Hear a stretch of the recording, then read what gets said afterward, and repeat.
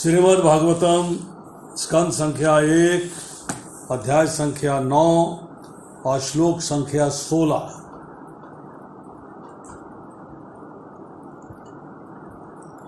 मेरे पीछे दोहराएंगे आप लोग, दोहराइए। ना हे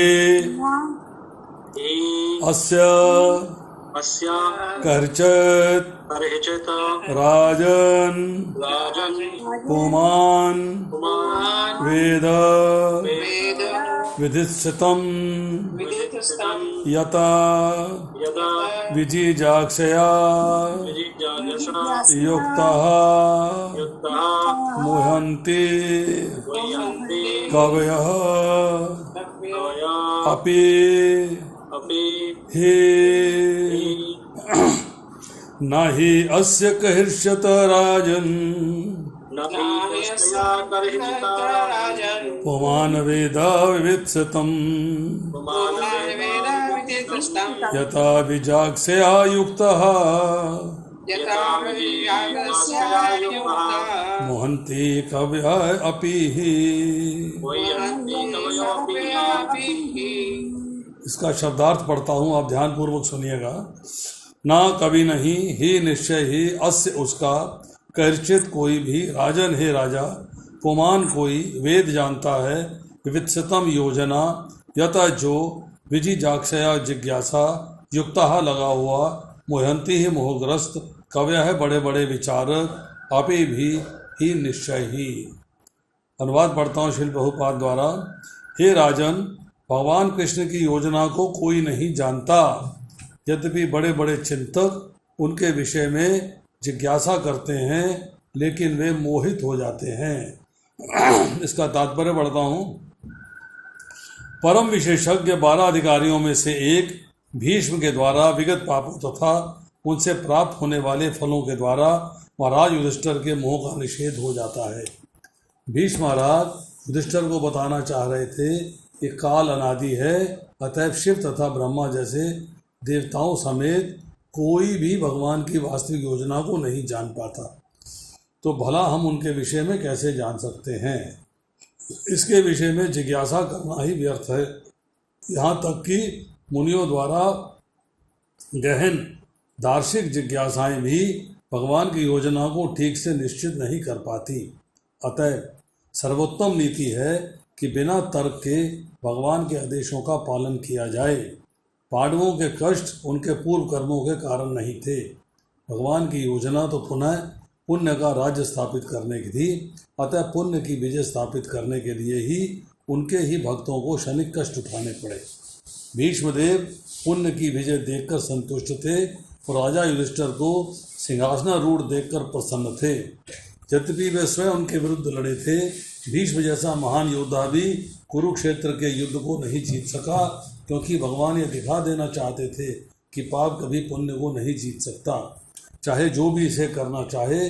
भीष्मदेव भगवान के महान भक्त थे, इसलिए उन्हें भगवान की इच्छा अनुसार पांडवों के विरुद्ध युद्ध करना पड़ा, क्योंकि भगवान ये दिखलाना चाह रहे थे कि भीष्म जैसा योद्धा भी विपक्ष से लड़ने पर जीत नहीं सकता। ओम अज्ञानतिमिरन्धस्य ज्ञानाञ्जनशलाकया चक्षुरुन्मीलितं येन तस्मै श्रीगुरुवे नमः। श्रीचैतन्यमनोभीष्टं स्थापितं येन भूतले स्वयं रूप कदामयं ददाति स्वपदान्तिकं। जय श्री कृष्ण चैतन्य प्रभु नित्यानंद, श्री अद्वैत गदाधर श्रीवासादि गौर भक्तवृंद। हरे कृष्णा कृष्ण कृष्णा हरे हरे, हरे राम राम राम हरे हरे। नमो विष्णुपादाय कृष्ण प्रेष्ठाय भूतले श्रीमते भक्ति वेदांत स्वामी निधि नामिने। नमस्ते सरस्वते देवे गौरवाणी प्रचारिणे, निर्विशेषा शून्यवादी पाश्चात्य देश तारिणे। हरे कृष्णा।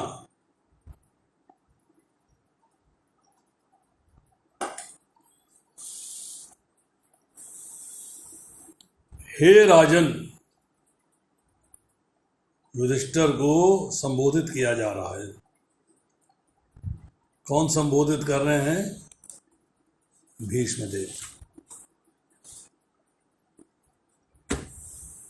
यहाँ पर चर्चा आ रही है कि कोई भी भगवान कृष्ण की योजना को नहीं समझ सकता।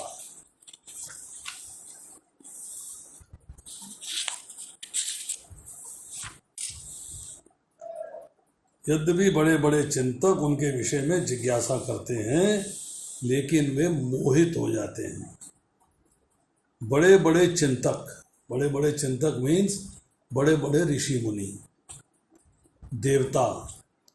देवताओं से परे, जैसे कि शिव जी, ये जिज्ञासा करते हैं, क्वेरीज हैं, परंतु उन क्वेरीज के होने के बावजूद वो भगवान की योजना को नहीं जान पाते। अब देखो, इसमें जो है भीष्म देव की चर्चा आ रही है। पहले तो ये जान लें कि भीष्म देव जो है 12 महाजनों में से एक हैं। तो महाजन किसे कहते हैं? महान जन मतलब महान व्यक्ति। अब महान व्यक्ति किसे कहा गया है ये समझिएगा।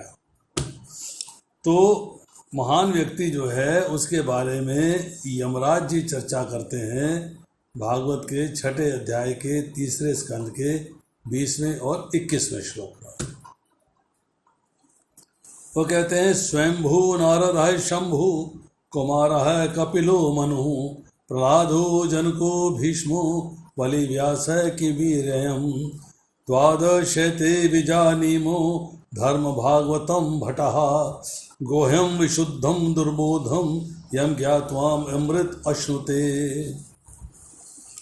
कि ब्रह्मा जी, नारद जी, शिव जी, 4 कुमार, कपिल मुनि जो देवहूति के पुत्र हैं, स्वयंभू मनु, प्रहलाद महाराज, जनक महाराज, भीष्मदेव, बलि महाराज, सुखदेव गोस्वामी और मैं स्वयं अर्थात यमराज, ये जो है रियल रिलीजियस प्रिंसिपल्स को जानने वाले हैं, मतलब असली भागवत धर्म को जानने वाले हैं।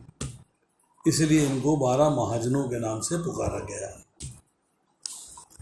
अब वो कहते हैं कि जो ट्रांसेंडेंटल रिलीजियस प्रिंसिपल है, जो दिव्य धर्म का सिद्धांत है, जो धर्म का दिव्य सिद्धांत है या दिव्य धर्म का सिद्धांत है, उसको भागवत धर्म कहा जाता है। भगवान के द्वारा दिया गया धर्म। धर्म तो साक्षात भगवत प्रणीतम। धर्म क्या है? साक्षात भगवान का प्रेम प्राप्त करना। और ये 12 के 12 महाजन भगवान का प्रेम प्राप्त किए हुए थे। सरेंडर अनटू सुप्रीम लॉर्ड, इन्होंने भगवान के प्रति समर्पण किया हुआ था। कमाल की बात है, भगवान के प्रति समर्पण है और भगवान के विरुद्ध लड़ रहे हैं। कॉन्ट्राडिक्टरी हो गया ना कि भीष्मदेव जो है भगवान के विरुद्ध, भगवान तो अर्जुन की तरफ है, युधिष्ठिर की तरफ है, पांडवों की तरफ है, और भीष्मदेव जो है उनके प्रति लड़ रहे हैं और कहते हैं भगवान के प्रति समर्पण किया हुआ है। भगवान के प्रति समर्पण है, लड़ाई उनके साथ है।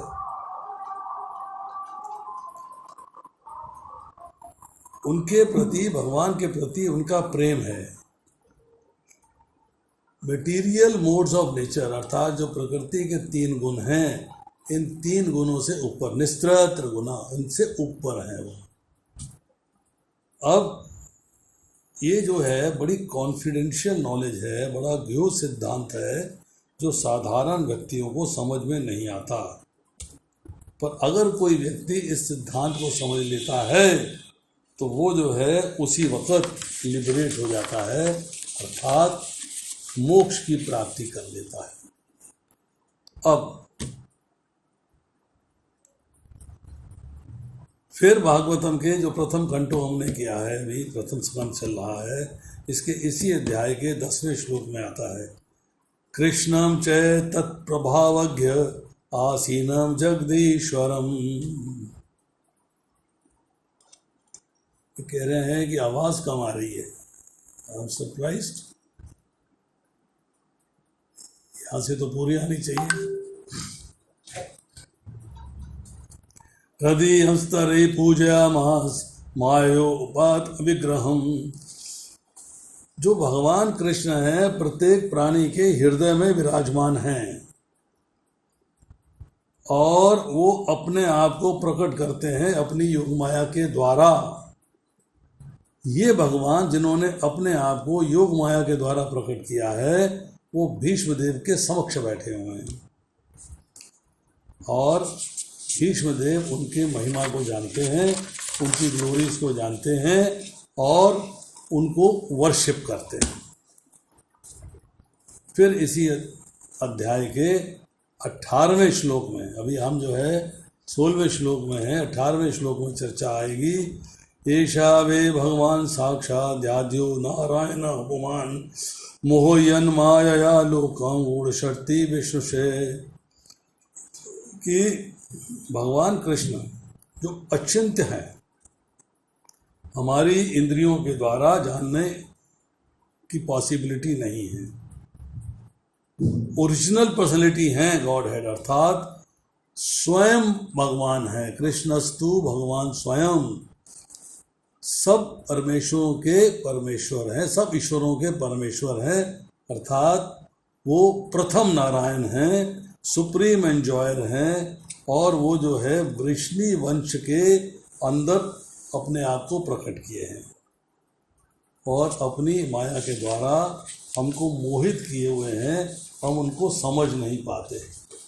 दिस इज द बात। अब देखिए, अब यहाँ पे चर्चा आ रही है भीष्मदेव के बारे में।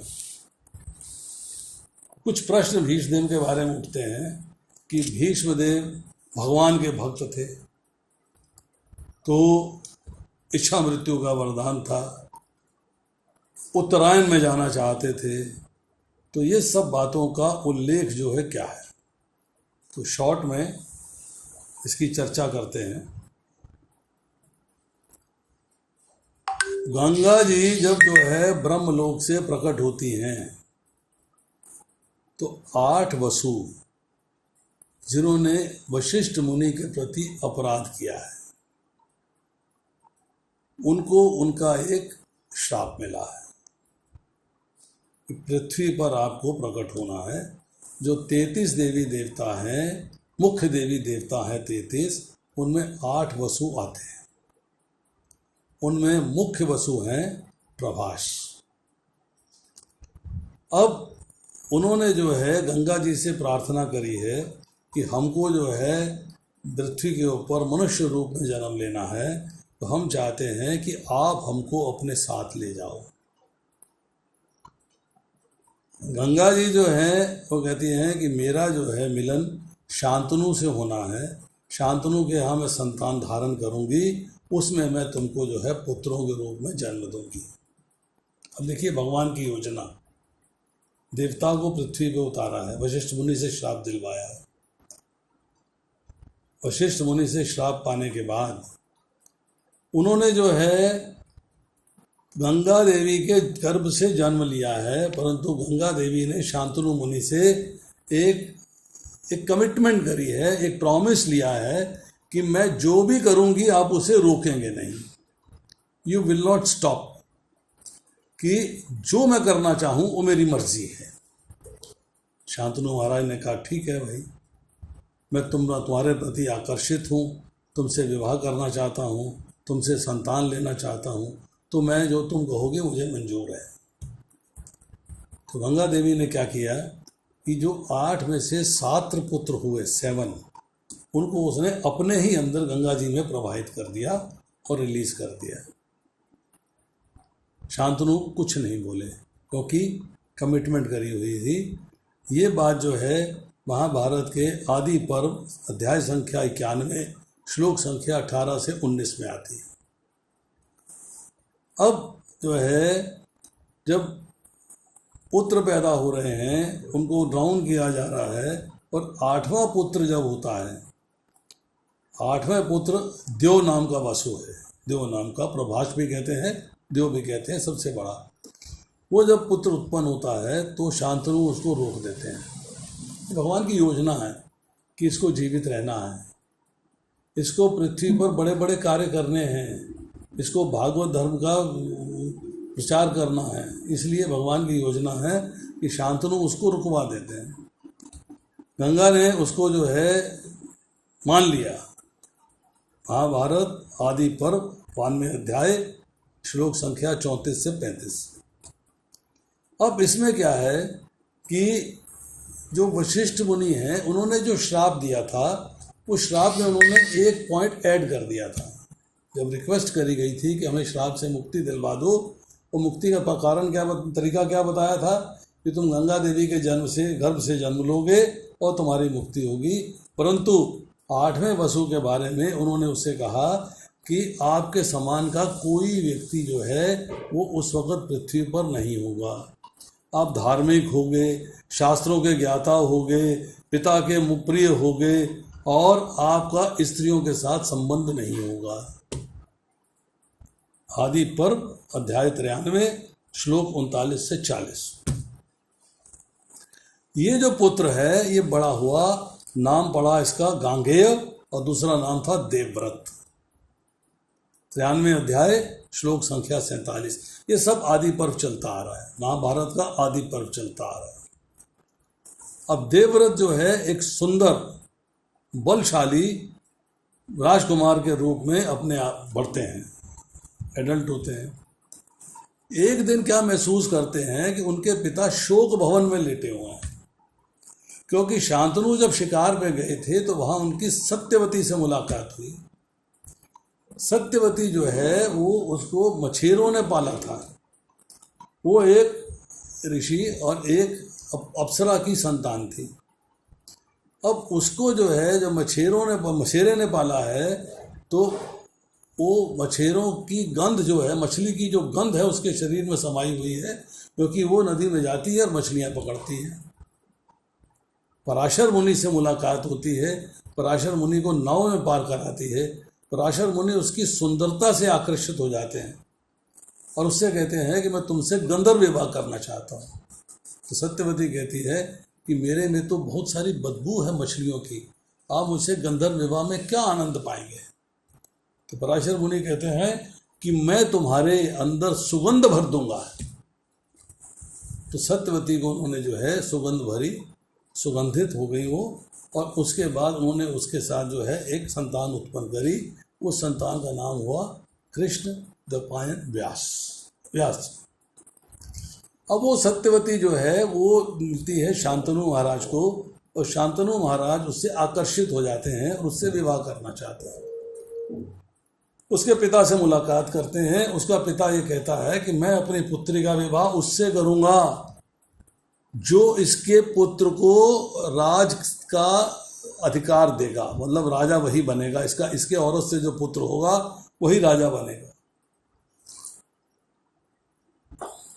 शांतनु महाराज कहते हैं भाई मेरा तो बड़ा पुत्र है देवव्रत, राजा तो वही बनेगा, ये राजा कैसे बन सकता है, इट इज़ नॉट पॉसिबल।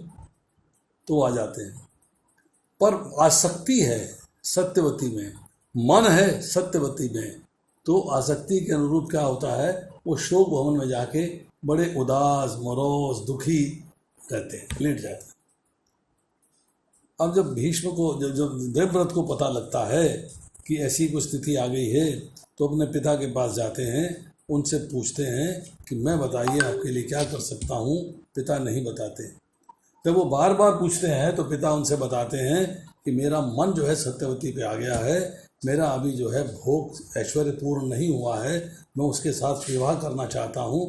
परंतु शर्त बांधी है उसके पिता ने, एक शर्त बांधी है कि इसके औरत से जो पुत्र होगा वो राज्य का अधिकारी होगा।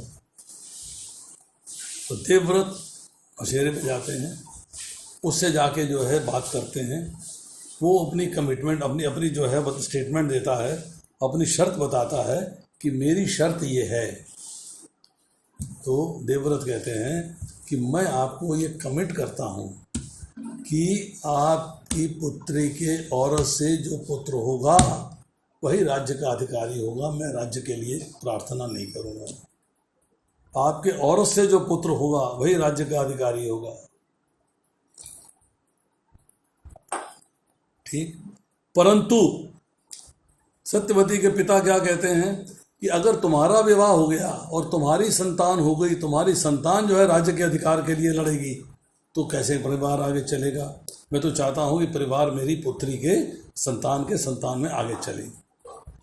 तो देवव्रत जो है उस मछुआरे को कमिटमेंट करते हैं, प्रॉमिस करते हैं कि मैं विवाह नहीं करूँगा।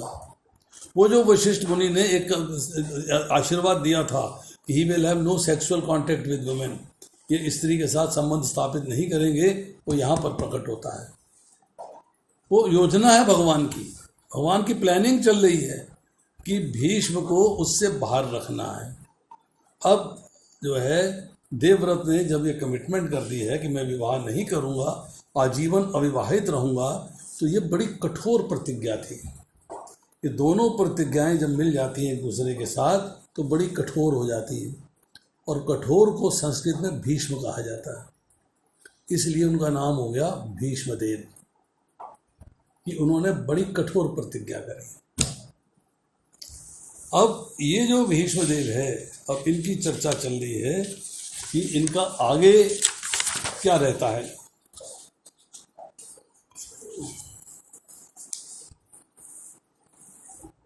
ये जो उन्होंने वो लिया, ये जो उन्होंने प्रण किया, ये जो प्रतिज्ञा करी, इससे जो है जो देवता थे वो भी इम्प्रेस हो गए कि एक मनुष्य होने के नाते कैसी कठोर प्रतिज्ञा कर रहा है। वो भी भगवान की योजना को नहीं जानते, वो भी भगवान की योजना को नहीं जानते। पर शांतनु महाराज को जब ये मालूम हुआ कि मेरा विवाह सत्यवती से हो सकता है, नंबर 1, नंबर 2 कि मेरे पुत्र देवव्रत ने 2 प्रतिज्ञाएं करी हैं, उसमें एक प्रतिज्ञा है आजीवन अविवाहित रहने की, दूसरी प्रतिज्ञा है कि इसी सत्यवती की औरत से जो संतान होगी वे राज्य के अधिकारी हो गई। तो उन्होंने जो है भीष्म को आशीर्वाद दिया, देवव्रत को आशीर्वाद दिया।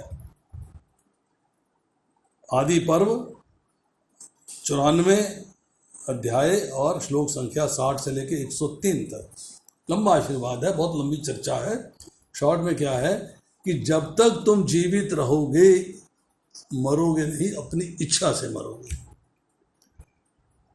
मृत्यु तुम्हारे पास तब आएगी जब तुम उसे परमिट करोगे, व्हेन यू गिव परमिशन।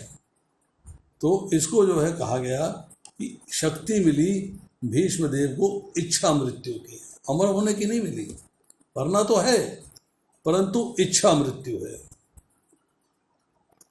अब उन्होंने जो है अपना जीवन व्यतीत किया है, उसमें बात इंपॉर्टेंट है कि मैं कौरव राज्य के प्रति समर्पित रहूँगा, मैं उसके प्रति हर कार्य करूँगा जो कि राज्य धर्म के लिए आवश्यक है। मेरी अपनी मर्जी कुछ नहीं होगी, मेरा समर्पण कौरव राज्य के प्रति है। तो उनको जो है एक उच्च स्थिति दी गई, ज्ञान दिया गया, परंतु हर स्टेप पे भगवान की योजना चलती चली आ रही है। क्या है, जब हम आते हैं इसके बाद थोड़ा सा चर्चा करते हैं कि भीष्म पर्व में, कि चूंकि भीष्म जो है उनको ज्ञान प्राप्त हुआ है परशुराम जी से, युद्ध की नीति, रणनीति, शस्त्र नीति, हर चीज़ का ज्ञान है, परशुराम जी उनके गुरु हैं। तो वो जो है सबसे उच्च स्थिति में है कौरव राज्य, राजा नहीं है, राजा होने के बाद उनकी स्थिति उच्च है। तो उनको जो है ऑटोमेटिकली जब युद्ध होता है तो उनको सेनापति का पद मिलता है, that he will be controlling the army. अब उसमें जो है जब संजय आते हैं धृतराष्ट्र के पास, उनको जो है बहुत सारी बातें बताते हैं, बहुत सारी बताते हैं। भीष्म देव से पूछा गया कि आप युद्ध कितने दिन में समाप्त कर दोगे, बोले 10 दिन में। द्रोणाचार्य से पूछा गया, बोले 10 दिन में।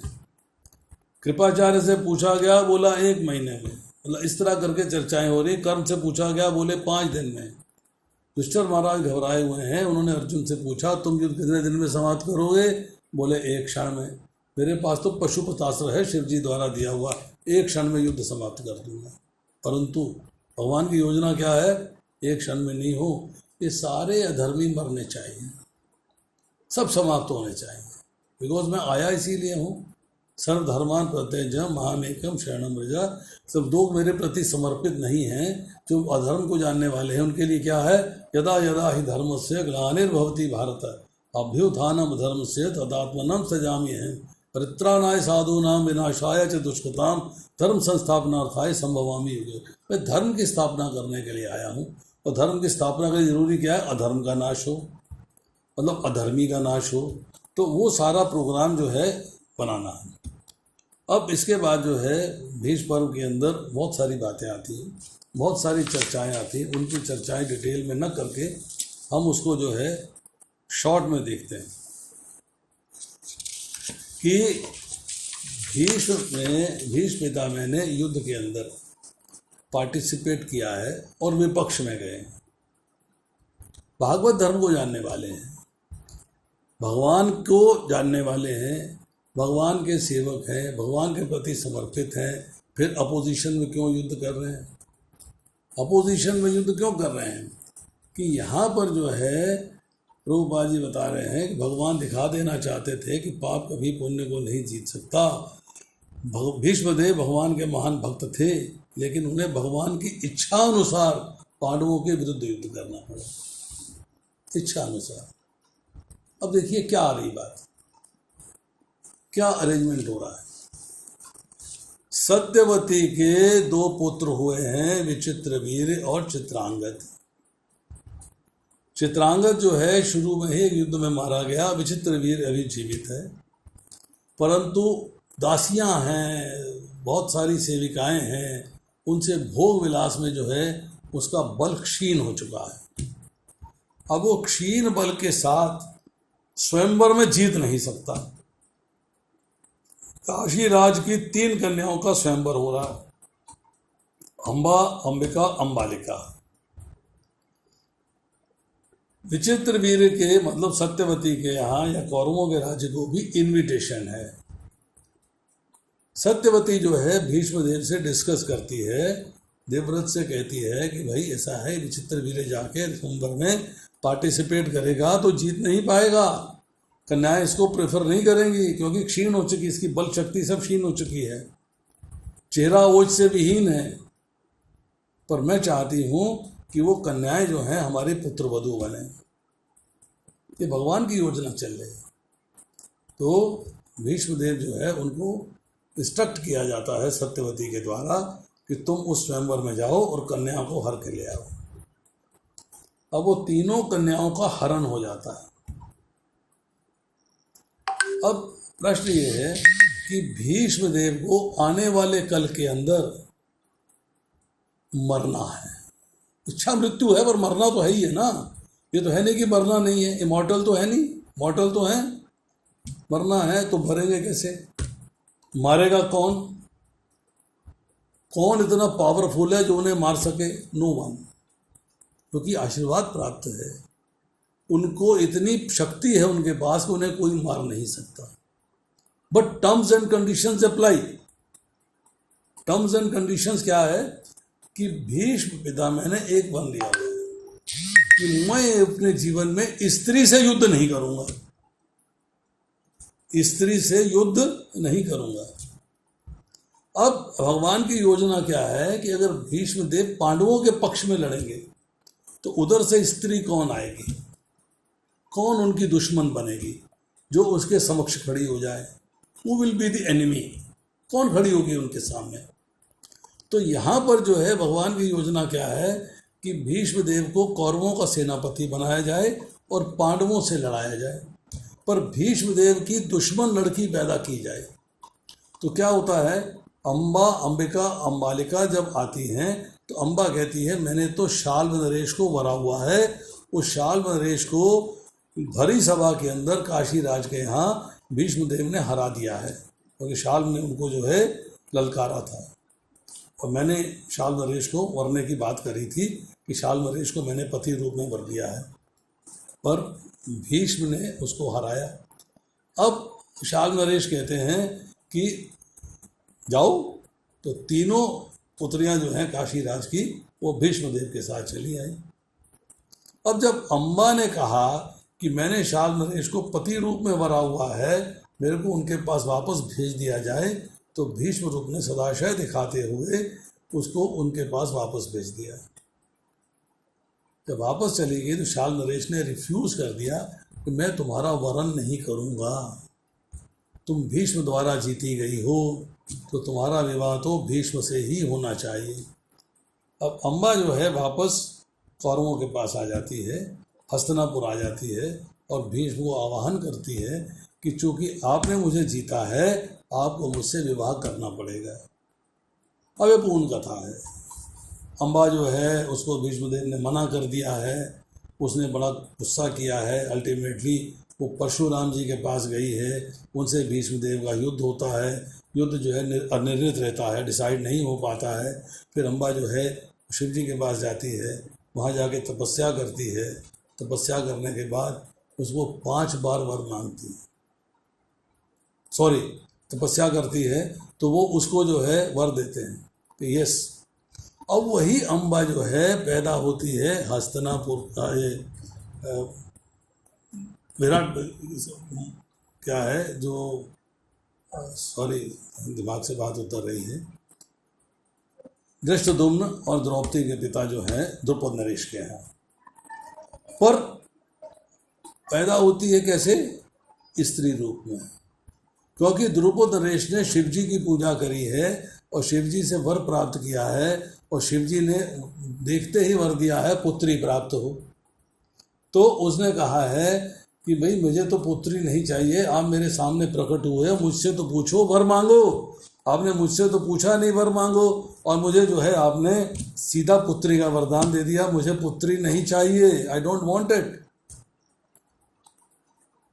अब तो शिव जी कहे भैया मैं तो फंस गया, मैं अब क्या करूं? तो उन्होंने कहा मैं इस वर को थोड़ा सा मॉडिफाई कर देता हूं, इसकी मैं मॉडिफिकेशन कर देता हूं। तो मॉडिफिकेशन क्या करी कि यही पुत्री आगे चल के पुत्र बन जाएगी, यही पुत्री पुत्र बन जाएगी। अब राजा द्रुपद जो है उस पुत्री को पूर्ण पुत्र की तरह पालते हैं कि जैसे उसको युद्ध नीति, राजनीति, शस्त्र नीति सारे के सारे उनको विद्या दी जाती है, ट्रेन किया जाता है पुत्र की तरह। और राजा हिरण्यवर्मा की पुत्री के साथ उसका विवाह कर देते हैं। जब विवाह हो जाता है तो वो देखती है अरे मेरी शादी तो किसी लड़की मतलब लड़के से ना होके लड़की से हो गई है, ये भी लड़की है और मैं भी लड़की हूँ। तो अपने पिता को संदेश भेजती है कि हमारे साथ धोखा हुआ है, मेरी शादी एक लड़की के साथ कर दी गई। तो हिरण्यवर्मा जो है वो द्रुपद नरेश के ऊपर आक्रमण कर देता है। अब जो ये लड़की जिसका नाम शिखंडिनी है, ये उदास होके ये वन में चली जाती है। और वन में जाने के बाद एक जगह बैठी होती है, तो वहाँ पर जो है एक यक्ष आता है स्थूनाकर्ण। वो आके इससे पूछता है कि पुत्री तुम इतनी उदास और मोरोस क्यों बैठी हुई हो? तो अपनी व्यथा सुनाती है। कहते चलो ऐसी है, मैं तुम्हारी सहायता कर देता हूँ, मैं 1 वर्ष के लिए अपना पुरुषत्व तुम्हें देता हूँ, तुम्हारा अस्तित्व ले लूँगा। उसे पुरुषत्व दे देता है, वो वापस चली जाती है। वापस जाके हिरण्यवर्मा की लड़की देखती है मुझसे पता नहीं क्या गलती हो गई थी, ये तो इसका पुरुष है। उसका नाम हो गया शिखंडिनी से शिखंडी। अब स्थूनाकर्ण जो है वो जब अपने राज्य में जाता है तो चूंकि अब वो स्त्री सुलभ उसमें स्वभाव आ गया है, वो अपने अंतपुर में ही रहता है, बाहर नहीं निकलता। जब यक्षों के राजा कुबेर आते हैं एक बार मिलने के लिए, तो जानते हैं कि स्थूनाकर्ण कहाँ है, तो बोलते हैं वो तो अंतपुर में बाहर नहीं आता। तो कुबेर उसको किसी तरीके से बाहर निकालते हैं, सभा में आता है, वो आगे बोलता है कि मैंने ऐसे ऐसे जो है अस्तित्व ग्रहण कर लिया है। तो कुबेर इसको जो है श्राप दे देते हैं कि तो जीवन भर स्त्री ही रहेगा।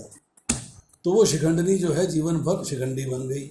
उसी शिखंडी का इस्तेमाल करते हैं भगवान कृष्ण योजना के अनुसार। योजना है, दिखती नहीं है, जान नहीं पाता कोई भी। योजना है कि 10वें दिन जब भीष्म को उन्होंने हताहत करना है, उन्होंने साथ में शिखंडी को करवा दिया। अब अर्जुन ने तीर बना के उनको भीष्म पितामह को बानों की शैया पे सुलाया। अब बानों की शैया पे क्यों सोए? बानों की शैया पे क्यों सोए, उसका भी एक कारण है बानों पे शैया के सोने का। अब कारण आता है क्या, कथानक मिलता है कि अब भीष्म जो है अभी वो कोई 10-100 वर्ष, ये वर्ष 100 यूनिया वूनिया कुछ नहीं है। अरे देवता है भाई, प्रकट हुए हैं यहाँ पर, देवता के रूप में प्रकट हुए हैं। यहाँ पे देव वसु हैं, वो यहाँ पे प्राकट्य हुआ है उनका। जब राजा भीष्म जो है एक बार अपना घुड़सवारी कर रहे थे, वन में जा रहे थे, तो एक भंवरा उनको बार बार डिस्टर्ब कर रहा था, बार बार डिस्टर्ब कर रहा था। योजना देखिए भगवान की, योजना समझिएगा। वो भंवरा उन्हें बार बार डिस्टर्ब कर रहा था। भंवरा था, कीट पतंगा था, कोई पतंगा था, कुछ भी था, वो उनको डिस्टर्ब कर रहा था। तो राजा भीष्म ने अपने हाथ को ऐसे लगाया और वो पतंगा जो है वो उससे टकरा के झाड़ियों में गिर गया। जब झाड़ियों में गिर गया तो कांटे उसके शरीर पे लग गए। अब वो कांटे लगे हैं तो कांटे जो है बाणों के रूप में वो राजा भीष्म को युद्ध के अंदर लगे हैं। अब देखिए योजना क्या है, योजना क्या है, योजना ये है कि अब उनका धरती पर से अवसान हो गया है, धरती पे अब उनको नहीं रहना है। उनका शरीर जो है वो धरती पे गिर रहा है, परंतु धरती से उनका संबंध अब समाप्त हो गया है। अब संबंध समाप्त होने के लिए उनको जो है अब बाणों की शैया मिल गई, धरती से ऊपर है, इस अबव द। परंतु अभी चूंकि मृत्यु का समय नहीं आया है, वो अभी अपने स्थान पे, अपनी स्थिति पे वापस नहीं पहुंचे। अब यहाँ पर जो है चर्चा आती है कि अब उनको जो है सिग्निफाई किया गया है कि मटेरियल वर्ल्ड से आपका कनेक्शन समाप्त है, परंतु उसके बावजूद हवा तो है, पृथ्वी नहीं है। एग्रीड। मोहतरमा माता जी वेट करिए जरा, आपका आंसर करूंगा मैं बाद में। I'll answer you. अब 58 दिन तक वो बाणों की शैया पे रहते हैं, 58 डेज। किस लिए कि इच्छा मृत्यु है, तो वो कहते हैं कि भाई मैं जो है अपना उत्तरायण में जाऊंगा, दक्षिणायन में नहीं जाऊंगा। मैं उत्तरायण में जाऊंगा, मैं दक्षिणायन में यहीं जाऊंगा। अब देखिए कि अनुशासन पर्व के अंदर भीष्मदेव के आखिरी समय की सारी स्टोरी चल रही है। युधिष्ठिर देख रहे हैं कि सूर्य जो है वो उत्तरायण की ओर आ रहा है। अब उसके भाई और संबंधी रिलेटिव्स जो हैं सारे जो हैं भीष्म पितामह की ओर प्रस्थान करते हैं। वो बेड ऑफ एरोस पे लेटे हुए हैं। अब भीष्म पितामह ने उनको वहाँ पर ज्ञान दिया है, ज्ञान दिया है। व्यास देव जी आए हैं और ऋषि आए हैं, सारे के सारे उस अवसर को देखने आए हैं। वहाँ पर जो है उन्होंने सारा ज्ञान देने के बाद स्त्री धर्म का ज्ञान दिया है, गृहस्थ धर्म का ज्ञान दिया है, राज धर्म का ज्ञान दिया है, सब प्रकार का ज्ञान दिया है। ये भी भगवान की योजना है। क्या योजना है कि भगवान जानते हैं कि जो ये चंद्रवंशी हैं, अर्थात जो युधिष्ठिर एंड कौरवों के जो लोग हैं, जो इस वक्त जो है पांडव हैं, है तो कौरवों के कौरववंशी ना, है तो पांडु पुत्र हुए तो पांडव कहलाए। ये पांडव जो हैं इनके मन के अंदर अपने पुरखों के प्रति बड़ा सम्मान है। ये राज्य नहीं करना चाहते, ये लगे समझते हैं कि हमने राज्य किया है तो ये काम गलत हो गया है, ये राज्य नहीं करना चाहते। परंतु ये सुनेंगे किसकी बात? ये सुनेंगी बात अपने पुरखों की। तो भगवान उन्हें मोटिवेट करते हैं भीष्म पितामह पे आने के पास कि आप उनसे ज्ञान की प्राप्ति करो। इधर से जो है जब भीष्म पितामह बाणों की शैया पे आ जाते हैं तो गंगा देवी जो है ऋषि मुनियों को मोटिवेट करती है कि आप भीष्म के पास जाओ। तो सारे जो है हंस बन के, स्वयं हंस बन के जो है उनके पास प्रकट होते हैं, उनके पास बैठते हैं, उनके पास रहते हैं। भीष्म पितामह कहते हैं कि जब तक सूर्य दक्षिणायन में है मैं अपने असली स्थान पर नहीं जाऊंगा। जब सूर्य उत्तरायण में होगा तब मैं अपने असली स्थान पे जाऊंगा। ये चर्चा आती है भीष्म पर्व अध्याय 14 श्लोक संख्या 102 से लेकर 107 तक। बहुत बहुत लंबी चौड़ी चर्चाएं हैं।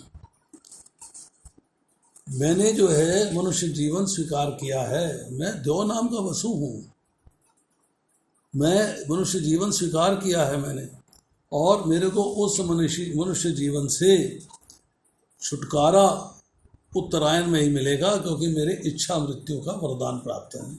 मैं दक्षिणायन में नहीं जाऊंगा। तो युद्ध के बाद 58 डेज तक वो बाणों की शैया पे रहे। अब देखिए,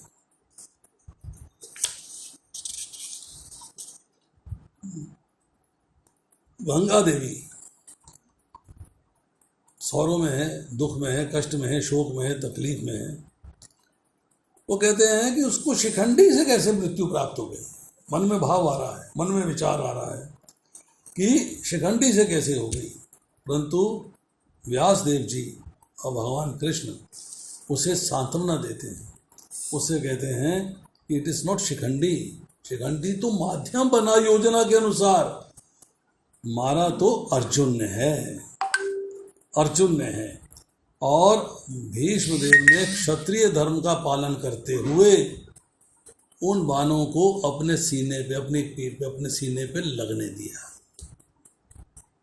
क्योंकि जब स्त्री सामने आ जाएगी और आप युद्ध नहीं करेंगे, आपने युद्ध से अपने आप को अलग कर लिया कि अपने अस्त्र शस्त्र अपने छोड़ दिए, अब मैं युद्ध नहीं करूँगा। अब अर्जुन के पास चांस था कि आपको वो मृत्यु की प्राप्ति कराए, अर्थात आपको इस जीवन से मुक्त कर दे। अब चूंकि चर्चा ये आ रही है बार बार कि वो अपने कर्मों के फल के अनुरूप नहीं आए थे यहाँ पर, वो श्राप हुआ था उनको, वो ये कर्म था उनका, बस जो वशिष्ठ मुनि से श्राप मिला था वही उनको कर्म था कि जिसके अनुरूप उनको श्राप की क्या योजना थी। वरना उनको जो है वशिष्ठ मुनि के प्रति अपराध करने की क्या आवश्यकता थी। उन्होंने जो है वो कार्य किया था कि सिर्फ इसलिए कि भगवान की योजना के अनुसार उनको पृथ्वी पे जाना था। तो सारे के सारे वासुओं ने ये अपराध किया कि उनकी गाय चुरा ली। अब उस अपराध के अनुरूप जो है उनको उसका फल भोगना है। वो फल भोगने का इंतजाम भी भगवान कृष्ण की योजना है। It is not away from that. अब उसके बाद आती है चर्चा कि तो ज्ञान दिया गया है, सारे मैंने ज्ञान आपको बताए, राजधर्म है, राजधर्म सब ज्ञान दिए गए हैं। इस सब ज्ञान दिए देने के बाद अब थक गए, बिल्कुल थक गए, इज एग्जॉस्टेड। अब वो कहते हैं कि मुझे जल चाहिए, परंतु मैं पृथ्वी का जल नहीं पीऊंगा, मुझे चाहिए जल दिव्य, इटर्नल। या आप घड़े में जल ले आओ या आप किसी बर्तन में जल ले आओ, वो मुझे जल नहीं पीना है। तो मैं पृथ्वी से ऊपर हूँ और मैं पृथ्वी के ऊपर नहीं हूँ। अब वो जल कैसे मिलेगा? तो अर्जुन ने बाणों से उनके सर की तरफ धरती पे प्रहार किया है और धरती फाड़ के वहाँ से जल निकला। वो जल जो है उसकी धारा सीधी भीष्म के मुख में गई है, जिनसे उनकी प्यास बुझी है। तो भगवान कृष्ण जो है वो भीष्म से कहते हैं कि तुमने जो है इस जो हमारा कार्तिक का महीना आता है, उस कार्तिक के महीने में एकादशी से लेके और पूर्णिमा तक ये 5 दिन में पूर्ण ज्ञान दिया है, पूर्ण ज्ञान। और उस पूर्ण ज्ञान को मैंने भी सुना है, उस पूर्ण ज्ञान को ऋषियों ने भी सुना है, उस पूर्ण ज्ञान को कृष्णरापन व्यास जी ने भी सुना है।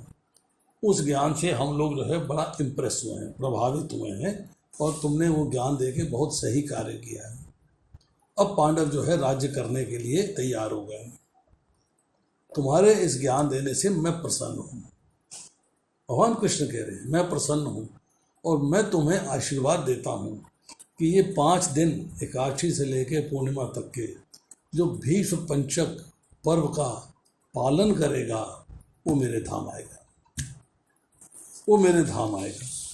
तो अब जो है भीष्म जी ने वो ज्ञान दिया है और महर्षि हैं वहाँ पर जो कि एक हंस का रूप धारण करके आए हैं। अब उनसे कह रहे हैं भीष्म पर्व अध्याय 14 श्लोक संख्या 108, वहाँ कह रहे हैं महर्षियों से और सबसे कि वेयर आई वॉज बिफोर, जहाँ मैं पहले था मैं वहीं पहुँचूंगा। महाजन है, भगवान की योजना थी पशुओं को पृथ्वी पर भेजा और भीष्म को 8वें मतलब देव वसु को जो है उन्होंने भीष्म का रूप दिया। अब उस योजना के अंतर्गत भीष्म कह रहे हैं कि मैं उसी जगह जाऊंगा, मेरा जो प्रॉपर अबोर्ड है, जो मेरा स्थान है, वो कब जाऊंगा? जब सूर्य उत्तरायण में आ जाएगा। तो भीष्म पितामह अपने स्थान पर देवताओं के लोक में वसु के रूप में वापस अपने स्थान को ग्रहण करते हैं। तो उस वक्त उन्होंने क्या देखा है कि जो उनकी कृष्ण और व्यासदेव जी वहाँ पर उपस्थित हैं, उन्होंने देखा है कि उनकी आत्मा उनके सर को ओढ़ के आकाश की ओर जाती है और उसके बाद अदृश्य हो जाती है, दिखाई नहीं देती। तो ये राजा भीष्म के बारे में थोड़ी चर्चा है। पूर्व जन्म के कर्मों का फल, यहाँ प्रभुपाद जी देखिए क्या लिख रहे हैं, बढ़िया बात देखिए क्या है कि युधिष्ठिर का मोह निषेध हो जाता है कि भाई आप पूर्व कर्मों के फलों के चक्कर में मत रहो, आप उससे प्राप्त होने वाले फलों के चक्कर में भी मत रहो। क्या किया क्या नहीं किया, क्यों किया क्या नहीं किया, उसको भूल जाइए। उनको ये बताना चाह रहे हैं कि काल अनादि है, था, है और रहेगा, और शिव तथा ब्रह्मा जैसे देवताओं समेत कोई भी भगवान की योजना को जान नहीं सकता। Nobody can know what Krishna is planning। अब देखिए एक बात और बताता हूँ आपको, प्लानिंग की बात बताता हूँ। भगवान कृष्ण ने अर्जुन के मन को पहचाना है, अर्जुन क्या चाहता है। भगवान कृष्ण ने प्रपोज नहीं किया कि मैं तुम्हारा सारथी बनूंगा, बट जब वहाँ पहुँचते हैं, दुर्योधन पहुँचता है, भगवान विश्राम कर रहे हैं, सर के पास बैठ जाता है, चौकी लगी हुई है, वहाँ बैठ जाता है कि मुझे भगवान से सहायता प्राप्त करनी है। अर्जुन जाता है, एक दूसरी चौकी लगी हुई है, भगवान के पैरों के पास, वहाँ बैठ जाता है। दोनों द्वारका में भगवान से सहायता प्राप्त करने के लिए। अब भगवान जैसे ही विश्राम की पोजीशन से जागते हैं, देखते हैं तो सबसे पहले अर्जुन को देखते हैं।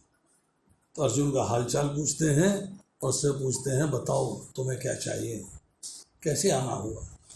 तो दुर्योधन कहता है कि पहले मेरे से पूछो, पहले मैं आया हूँ। अब देखिए इसमें भी भगवान की योजना है और इसमें भी एक मैसेज मिलता है। घमंड, अहंकार, पद, प्रतिष्ठा सर पे चढ़ के बोलती है, आपके सर को घुमा देती है, आपको पागल कर देती है। समर्पण चरणों की तरफ होता है, अर्जुन समर्पित है, चरणों की तरफ बैठा हुआ है। दुर्योधन घमंड में है, अहंकार में है, प्रतिष्ठा है, मैं राजा हूँ। अर्जुन अभी राजा नहीं है, उसको राजा बनना है युद्ध जीतने के बाद, पर दुर्योधन राजा है। तो राजा का अधिकार, राजा का घमंड, राजा का तर्क, राजा का अभिमान उसको सर चढ़ के बोलता है, भगवान के सर की तरफ बैठता है। भगवान ने जब अर्जुन से पूछा मैं तुम्हारी क्या सहायता करूं, तो दुर्योधन ने कहा पहले मेरे से पूछो। अब भगवान ने, अब योजना है भगवान की, भगवान कहते हैं देखो दुर्योधन तुम बड़े हो, अर्जुन छोटा है, तो छोटे का अधिकार पहला होता है, पहली बात। दूसरी बात, मैंने अर्जुन को तुमसे पहले देखा है, इसलिए उसका अधिकार पहला है। ये दो बातें भगवान ने जब कही तो दुर्योधन शांत हो गया। अब दुर्योधन के मन के अंदर सवाल यह है कि सहायता मिलेगी क्या।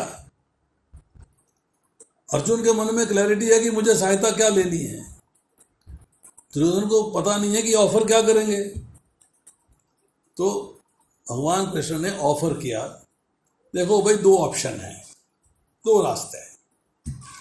पहली ऑप्शन ये है कि मैं युद्ध में पार्टिसिपेट करूंगा परंतु निहत्था रहूंगा, अस्त्र और शस्त्र नहीं उठाऊंगा, लड़ाई नहीं करूंगा।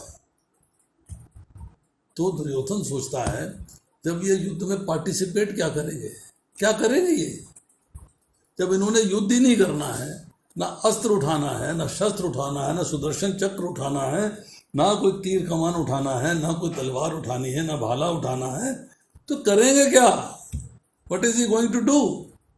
अच्छा कोई बात नहीं, अब दूसरी ऑफर बताइए। भगवान ने कहा दूसरी ऑफर यह है कि दूसरी तरफ मेरी एक अक्षौहिणी नारायणी सेना रहेगी, वो उस तरफ से युद्ध करेगी मेरे खिलाफ। मेरी नारायणी सेना मेरे ही खिलाफ युद्ध करेगी और मैं युद्ध में पार्टिसिपेट नहीं करूंगा। दुर्योधन ने कहा अब यहां मुश्किल आ गई है, अगर अर्जुन ने नारायणी सेना मांग ली तो मैं इनको लेके क्या करूंगा। हे राजा हैं, कल ग्वाले थे, युद्ध करना नहीं है, इनको मैं लेके करूंगा क्या, ये तो मैं फंस गया। दुर्योधन के मन में एक भाव आ गया कि मैं तो फंस गया, मैं क्या करूंगा। परंतु योजना है भगवान की, अर्जुन को पहले चांस दिया है और अर्जुन मन में प्लानिंग करके आया है, उसको पता है उसे क्या करना है, समर्पण है। तो वो भगवान से कहता है हे भगवान, मेरे मन में बहुत दिनों से इच्छा थी, आई डिजायर, बहुत दिन से इच्छा थी। इच्छा ये थी कि मैं कभी युद्ध हो, युद्ध में आप मेरे सारथी बने, मेरे रथ के सारथी बने, मेरे गाइड हो जाए, मेरे गाइड हो जाएं, मेरे रथ के सारथी बने। जब अर्जुन ने अपनी इच्छा प्रकट करी कि मेरे रथ के सारथी बने, और दुर्योधन के समझ गया कि रथ के सारथी बनेंगे पर हैं निहत्थे, करेंगे क्या, बनने दो, अरे मेरे को तो एक अक्षौहिणी सेना मिल गई, second offer is with me. अब दुर्योधन को एक अक्षौहिणी सेना अलॉट हो गई। भगवान की योजना है, क्योंकि उन्हें भगवत गीता का उपदेश देना है, उन्हें योजना है अर्जुन को मोह में डालना है, उन्हें योजना है अर्जुन को गाइड करना है, तभी जो है भगवान उसके साथ चर्चा चलती है। अब दूसरी बात, अब भगवान कृष्ण जो है अर्जुन के रथ के सारथी बन गए, बट दुर्योधन की तरफ भगवान के मुकाबले का सारथी कौन है। अर्जुन के मुकाबले का योद्धा है, योद्धा कौन है, कर्ण। परंतु कर्ण का सारथी कौन बनेगा, सारथी तो कोई है नहीं। पर भगवान जानते हैं कि मुझे इंतजाम करने हैं, मैं अरेंजर तो मैं हूँ, ऑर्गेनाइजर तो मैं हूँ, प्लानिंग तो सारी मेरी है। तो भगवान क्या कहते हैं कि नकुल सहदेव के मामा शल्य बहुत एक्सपर्ट सारथी हैं, हाँ कृष्ण का मुकाबला नहीं कर सकते पर उनको छूते हैं, ठीक है, बराबरी के थोड़े से हैं, मतलब उनके मुकाबले में और कोई नहीं है, शल्य ही उनका थोड़ा बहुत मुकाबला कर सकते हैं। अब शल्य को कौरवों की तरफ कैसे भेजा जाए, हाउस दैट, वो तो अपने भांजों की तरफ से लड़ेंगे, भांजे नकुल और सहदेव। तो शल्य ने एक प्रतिज्ञा करी कि जो रास्ते भर मैं मध्य प्रदेश से चल रहा हूँ, जो रास्ते भर मेरी और मेरी सेना की सेवा करेगा, एक अक्षौहिणी सेना लेके आ रहा हूँ मैं, जो उसकी सेवा करेगा मैं उसकी तरफ से युद्ध करूँगा। ये कमिटमेंट जो है दुर्योधन को पता लग गई, तो दुर्योधन ने जो है पूरे रास्ते में सेवा का जाल बिछा दिया। नकुल सहदेव किसी कार्य में व्यस्त थे, बहुत बिजी थे, वो अभी नहीं कर पाए काम। उन्होंने कहा चलो मामा आ जाएंगे तो लड़ेंगे तो हमारी तरफ से ही। पर भगवान की योजना है, दुर्योधन के मन के अंदर ये बात पैदा कर दी कि हमें सारा इंतजाम करना है। जब शल्य प्रकट होते हैं पांडवों के शिविर के अंदर, तो नकुल और सहदेव उनसे मिलते हैं तो शल्य उनसे कहते हैं कि मैं आ गया हूँ, अब मैं जो है सारथी बनूंगा। उन्हें नहीं मालूम है कि कृष्ण सारथी बन चुके हैं। तो दुर्योधन, मैंने कमिटमेंट किया था कि जो रास्ते भर मेरी सेवा करेगा, मेरी सेना की सेवा करेगा, मैं उसकी तरफ से युद्ध करूंगा। और नकुल सहदेव चुप, उन्होंने सेवा करी नहीं। क्योंकि उस जमाने में, उस समय के अंदर शिविर का एक रूल था कि आप सूर्योदय के पहले या सूर्योदय के बाद एक दूसरे के शिविरों में आ जा सकते थे। तो दुर्योधन आ गया, कहते मामा जी सेवा तो मैंने करी है। तो Shalya was committed to serve Duryodhana, Duryodhana की साइड में लड़ने के लिए तैयार हो गया। तो वो जो योजना थी उसके अनुरूप कर्ण के सारथी शल्य बने। बट फिर भगवान की योजना क्या है कि शल्य जो है बीच बीच में कर्ण को अपमानित करते रहते थे, इंस्टिगेट करते रहते थे, उनको डायलॉगबाजी करते रहते थे, ताकि कर्ण जो है थोड़ा सा मतलब अपने आप को डाउनफॉल महसूस करे, हतोत्साहित हो, उत्साह उसका समाप्त हो। तो ये भगवान की योजना है। तो भगवान की योजना कैसे चल रही है इसको हम लोग समझ नहीं सकते, बड़े बड़े ऋषि मुनि क्या ब्रह्मा और शिव जी भी नहीं समझ सकते। ये सारी प्लानिंग भगवान की है कि धृष्टद्युम्न ने द्रोणाचार्य का वध करना है। वह द्रोणाचार्य से कमिटमेंट दिलवा दी है युद्ध से पहले। क्या? उनका वध कैसे होगा? वध कैसे होगा? जब मुझे किसी अपने प्रिय की मृत्यु का समाचार मिलेगा तब मैं अस्त्र शस्त्र छोड़ दूंगा, तब मेरा वध कर सकते हो। द्रुपद ने यज्ञ किया है, पहले यज्ञ किया था पुत्र की प्राप्ति के लिए, मतलब जो उसने जो है पूजा अर्चना करी थी, नहीं मिला, दोबारा उसने यज्ञ किया है। यज और याच दो यजमानों ने यज्ञ कराया है और उससे दो बच्चे पैदा हुए, दो बच्चे प्रकट हुए हैं। एक द्रौपदी जिसका नाम था याज्ञसेनी और दूसरा था धृष्टद्युम्न। अब धृष्टद्युम्न को जन्म दिया है वो द्रोणाचार्य के वध के लिए, क्योंकि द्रुपद द्रोणाचार्य का कुछ क्लैश की चर्चा फिर कभी करेंगे। अब वही धृष्टद्युम्न जो है द्रोणाचार्य का वध करता है। कब? जब भगवान कृष्ण की योजना के अनुसार एक अश्वत्थामा नाम के हाथी का वध कर दिया जाता है। भीम उसको मार देते हैं और द्रोणाचार्य के पास जाके संदेश मिलता है कि भाई अश्वत्थामा मारा गया। भगवान की योजना देखिए, बड़ी प्लानिंग है, बड़ी प्लानिंग है। कोई नहीं जानता क्या करेंगे क्या नहीं करेंगे। अब जब द्रोणाचार्य ने कंफर्म करना चाहा तो युधिष्ठिर को बुलाया गया। सत्य वही बोलता है, वही उससे बुलवाएंगे कि मारा गया। तो वहां भगवान की प्लानिंग है, भाई शंख बजा देना।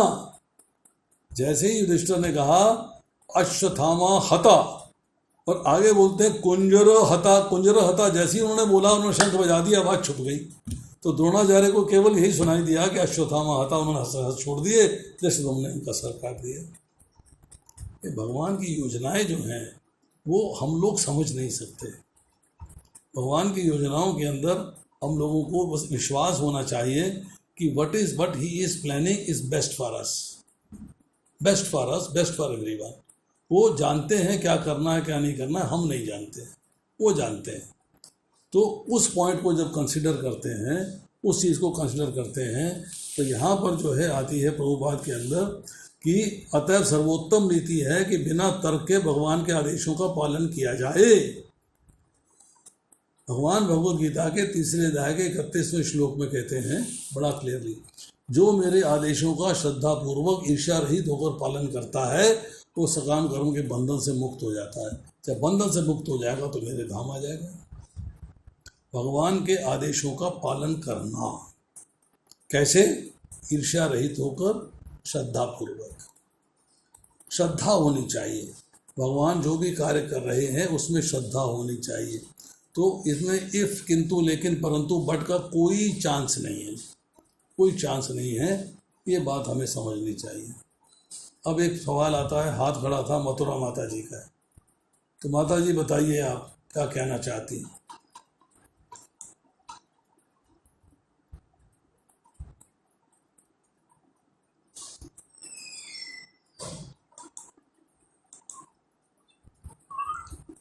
मथुरा माता जी अपने आप को अनम्यूट कीजिए। आप कुछ पूछना चाह रहे थे, आपने हाथ खड़ा किया होगा। हरे कृष्ण प्रभु जी, बहुत बहुत धन्यवाद। आप बहुत अच्छा, हमेशा आपके क्लास के लिए हमें हमेशा इंतजार करके बैठते हैं। बहुत अच्छा बताया आपने। प्रभु जी, जो आप ये महाभारत से रेफरेंस लिया है, वो किसने लिखा हुआ आप महाभारत पढ़ते हैं? देखिए, महाभारत तो महाभारत है, उसको लिखा है कृष्ण द्वापराम व्यास जी ने। अब वो रेफरेंस तो श्लोक वही हैं, चाहे कोई भी प्रिंट करे, प्रिंटर अलग अलग हो सकते हैं पर श्लोक तो वही है ना। महाभारत के श्लोक थोड़ा बदल जाएंगे। अलग अलग अभी वाल्मीकि रामायण ऐसी एक, तो ये बहुत सारे लोगों ने लिखा है, तो आप कौन सा रेफरेंस लेते हो? देखिए, देखिए आप कंफ्यूज कर रही हैं। आप प्लीज समझिएगा ध्यान से। भगवत गीता के अंदर 700 श्लोक हैं। वो 700 श्लोक वही हैं, उसका तात्पर्य कोई अलग अलग लोग लिखे वो अलग बात है। हाँ, करेक्ट। हम श्लोक की चर्चा कर रहे हैं, हम उसके तात्पर्य की चर्चा नहीं कर रहे। तो महाभारत के अंदर जो 1,00,000 श्लोक हैं वही श्लोक हैं। वो कोई भी प्रिंट करे, प्रिंटर कोई भी हो, वो श्लोक थोड़ा बदल जाएगा, श्लोक वही रहेगा। सही बात। पढ़ना है तो हम कौन सा प्रकाशन से लेना चाहिए, ये बात? देखिए, प्रकाशन जो है, महाभारत तो अपने इस्कान भी पब्लिश किया है और उसमें श्लोक वाइज पब्लिश नहीं किया है, वो स्टोरी वाइज पब्लिश किया है। वो है मेरे पास। ठीक है कि नहीं? आपको महाभारत मिलेगी, वेंकटेश प्रेस है उसकी मिलेगी, गीता प्रेस है उसकी मिलेगी, ऐसे एक आदि और भी प्रेस है कोलकाता की, उससे मिलेगी। तो आपको महाभारत जो है अलग अलग प्रेस से मिलेगी। तो आप कोई भी प्रेस लेंगे, श्लोक वही रहेंगे। और 1,00,000 श्लोकों का तात्पर्य किसी ने नहीं लिखा है, श्लोक ही लिखे हैं सबने बस। सही है। Okay, thank you. हाँ जी, योग्यता माता जी आप करिए, वीडियो ऑन करिए अपना।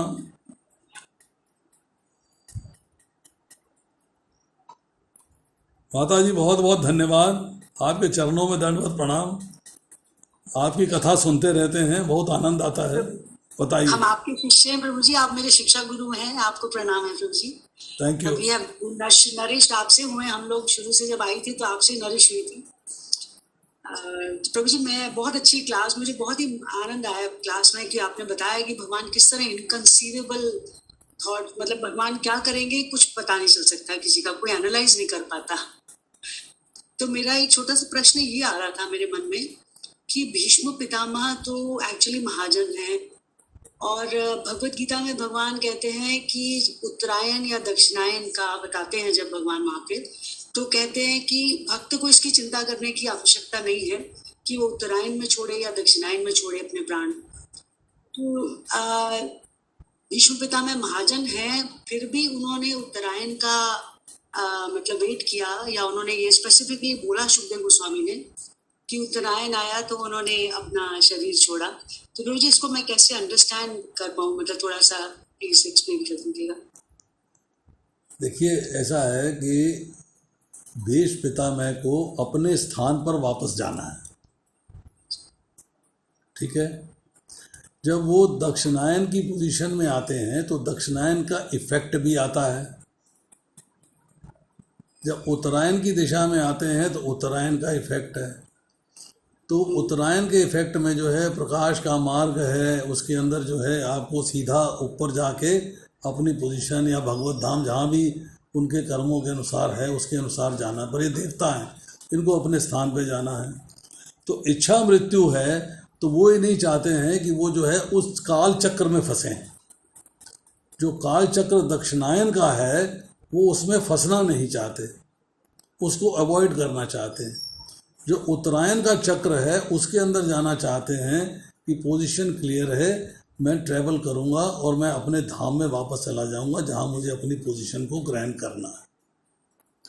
क्योंकि जो यहाँ कहा है ना, देखिए प्रभुपाद क्या लिख रहे हैं कि काल अनादि है, काल बहुत चीज़ें डिसाइड करता है, काल ही डिसीजिव फैक्टर है।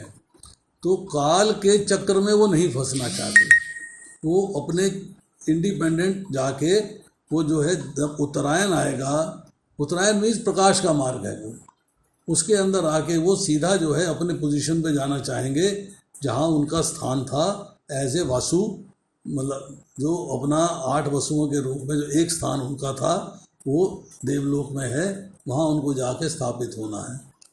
उनको धाम नहीं जाना है, धाम जाएंगे तो वसु देवता पद समाप्त हो गया। यही उन्होंने कहा है कि I have to go back to my original position, मुझे जो है मेरे को अपने अबोर्ड में जाना है, अपने अबोर्ड में। I will return there my proper abode when the sun moves on north. तो ये जो है उन्होंने लिखा है भीष्म पर्व के अंदर 14वें अध्याय में और श्लोक संख्या 108 में। उनको वहाँ पहुँचना है, क्योंकि उस जगह पहुँचना है तो काल के चक्र में वो नहीं फंसना चाहते। वो जो चक्र है काल का कि अपना यहाँ जाएंगे रात्रि के बाद दक्षिणायन, उसके बाद कृष्ण पक्ष दक्षिणायन, और पूरा मार्ग में नहीं जाना चाहते। वो शुक्ल पक्ष के मार्ग से होके अपने स्थान पर जाना चाहते हैं। ये उनकी चॉइस है, उनकी इच्छा है। इच्छा मृत्यु इसीलिए दी गई है, जब भी आप मरना चाहो, जब भी आप शरीर छोड़ना चाहो तब छोड़ो, और जिस समय छोड़ना चाहो तब छोड़ो। और ये बात एक शाश्वत सत्य है कि अगर कोई इच्छा मृत्यु प्राप्त है, या आपको भी, अगर मैं आपको एक चॉइस देता हूँ, आपको कार चला के बॉम्बे जाना है। बॉम्बे के लिए एक पुराना रास्ता है, सड़क बड़ी उबड़ खाबड़ है, टेढ़ी मेढ़ी है, और एक नया रास्ता बन गया 14 घंटे में बॉम्बे पहुंचा देगा। तो आप किस रास्ते से जाना चाहेंगे? कौन सी रोड लेना चाहेंगे आप? ऑब्वियसली नए रास्ते से। आप वृंदावन जाना चाहती हैं, अगर आपको जो है कहते हैं कि पुराने रास्ते से जाइए, घूम के आप सोना से चलिए, पलवल होते हुए जाइए, या कहते हैं सोना से नू की तरफ जाइए और वो लीजिए अपने यहाँ जो KMP रोड एक्सप्रेस वे बना है, तो आप KMP एक्सप्रेस वे से जाना चाहेंगी। खट खट खट गाड़ी पहुँच जाएगी फटाफट, because you want to follow the best path. और बेस्ट पाथ जो है वो उत्तरायण का है, दक्षिणायन का नहीं। तो he wanted to travel by the best path. और बताइए। Thank you so much. Hare Krishna. Meena ji. Hare Krishna प्रभु जी, दंडवत प्रणाम। वेरी वंडरफुल एंड इंटरेस्टिंग था। My question was also same जो योगिता माता जी ने पूछा, वही मेरे दिमाग में था कि वैष्णव तो सोचते ही नहीं है कि कहाँ जाना है।